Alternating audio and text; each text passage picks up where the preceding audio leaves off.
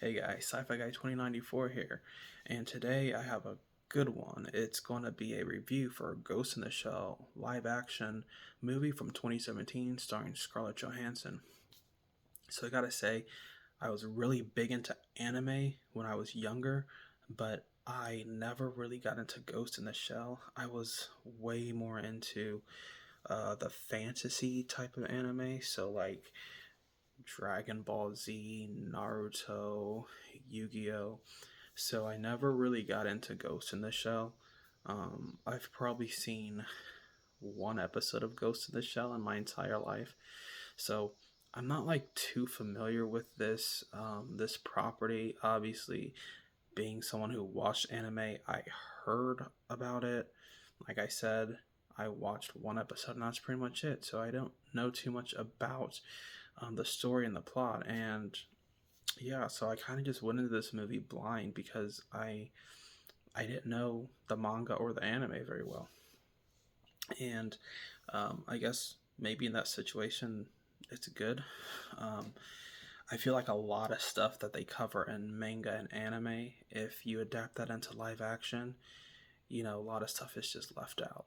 So maybe it's good that I didn't get into the anime because if I was really deep into the anime, then I may not like this movie as much.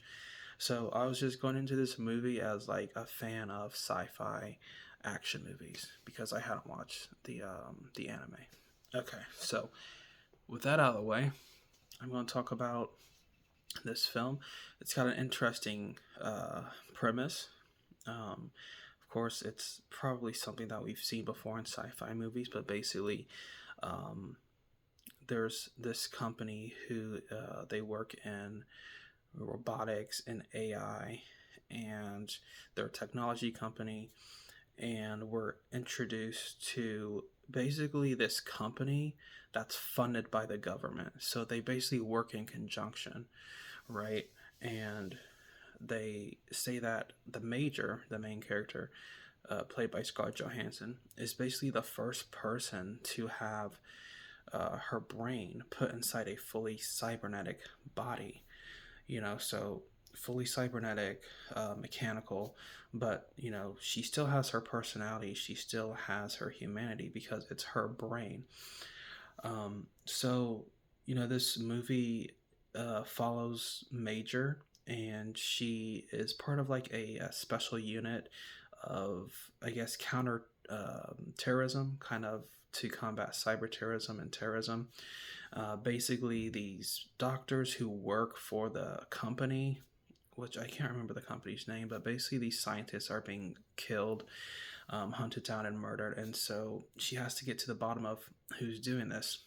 At first it just seems like, these people are brutal terrorists, but as the story progresses, we actually find out that these terrorists, these people were actually they were kind of people who weren't really, I don't want to say they were rebels necessarily, but they were kind of just like street people. They kind of like to get away from all the technology and all of the fast-paced life, and they kind of just like lived free, like kind of, they were just like, people, they weren't homeless, but they kind of formed their own community.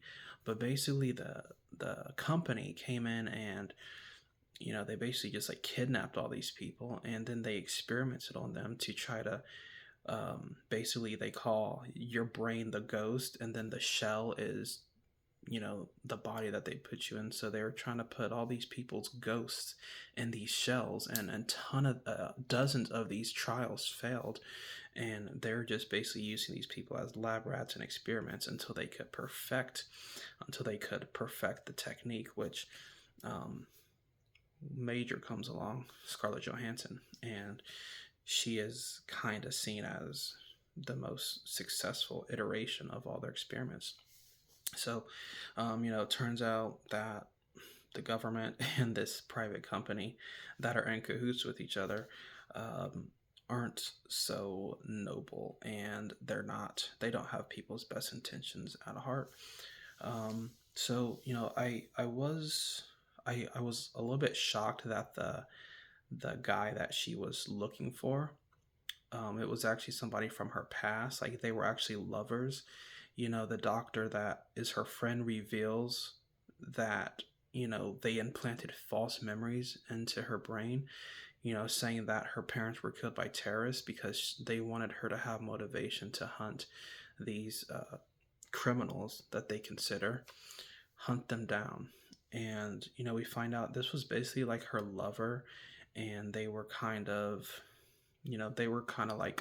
like I said, they were like these the free souls, I guess you could say, in this very futuristic society.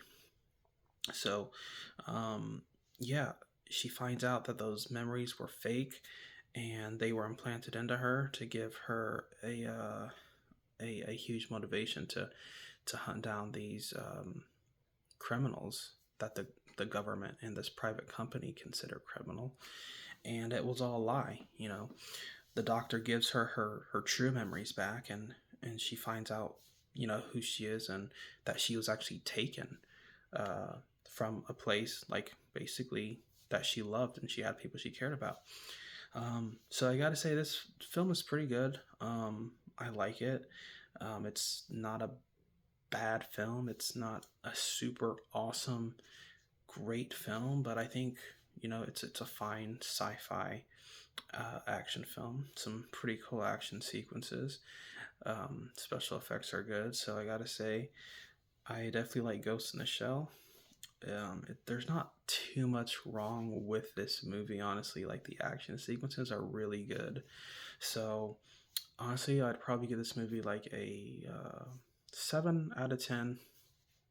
Um, it may be lower than that if I had watched the anime, but since I didn't watch the anime or read the manga, yeah, I do think this is a pretty okay film.